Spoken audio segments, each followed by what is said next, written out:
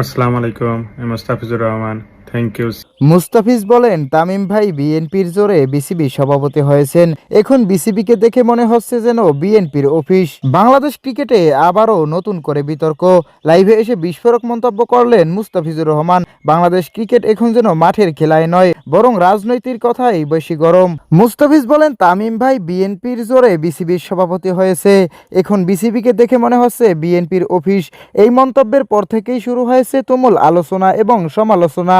অনেকে বলছেন, এটা কি শুধুই রাগের মাথায় বলা কথা, নাকি এর পেছনে আছে বড় কোনো ইঙ্গিত। তামিম ইকবাল, যিনি দীর্ঘদিন ধরে বাংলাদেশ দলের অন্যতম ভরসা ছিলেন, তাকে নিয়ে এমন রাজনৈতিক মন্তব্য সত্যিই অবাক করার মতো। অন্যদিকে মুস্তাফিজের মতো শান্ত স্বভাবের একজন ক্রিকেটারের মুখে এমন কথা শুনলে অনেকেই হতবাক। প্রিয় দর্শক, আপনি কি মুস্তাফিজুর রহমানের কথার সাথে একমত? তাহলে কমেন্ট করে জানিয়ে দিন আমাদের কমেন্ট বক্সে। আর ভিডিওটি ভালো লাগলে অবশ্যই লাইক, শেয়ার এবং সাবস্ক্রাইব করুন।